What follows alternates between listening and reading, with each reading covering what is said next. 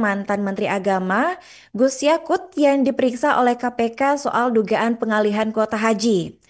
Jadi baru-baru ini Komisi Pemberantasan Korupsi atau KPK meminta keterangan mantan Menteri Agama periode 2020 hingga 2024, yaitu Yakut Khalil Qomas atau Gus Yakut dalam kasus dugaan pengalihan kuota haji.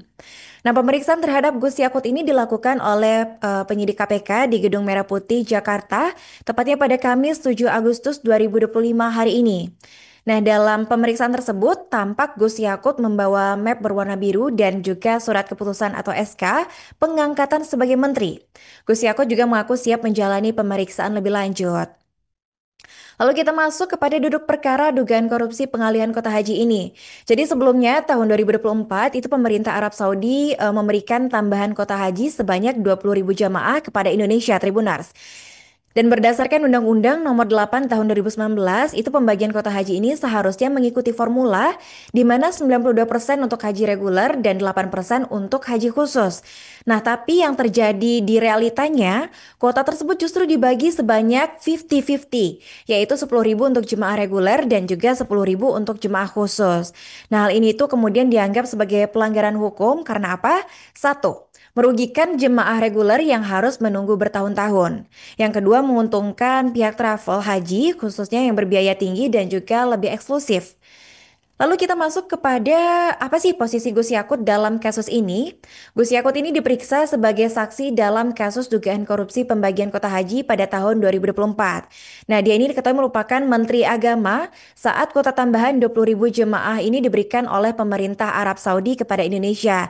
Dan diduga bahwa Gus Yakut ini menyetujui atau membiarkan pembagian kota yang tidak sesuai dengan aturan, yang mana seharusnya 92% reguler dan 8% khusus. Tapi yang terjadi justru 50% reguler dan 50% khusus Tribunars. Lalu untuk terkait alasan pemeriksaan Gus Yakut ini, dari pelaksana tugas atau PLT Deputi Penindakan dan Eksekusi KPK Asep Guntur Rahayu menyatakan bahwa keterangan Gus Yakut sangat dibutuhkan untuk memperjelas konstruksi perkara dalam kasus ini. Dia menyebut bahwa dirinya meyakini bahwa Gus Yakut ini sebagai seorang negarawan akan bersikap kooperatif. Dan penyelidikan ini tuh berawal dari dugaan adanya penyimpangan dalam distribusi tambahan kota haji 2024, yang mana seharusnya dialokasikan untuk memangkas antrian panjang jemaah haji. Dan KPK mengisyaratkan bahwa kasus ini kemungkinan besar akan naik ke tahap penyidikan. Sejumlah pihak telah dimintai keterangan termasuk juga agen travel haji, pejabat Kementerian Agama dan juga Badan Pengelola Keuangan Haji atau BPKH. Dan kasus ini masih dalam tahap penyelidikan dan belum ada tersangka yang ditetapkan sama sekali. Dan pada 7 Agustus 2025, Gus Yakut dipanggil ke KPK untuk memberikan klarifikasi.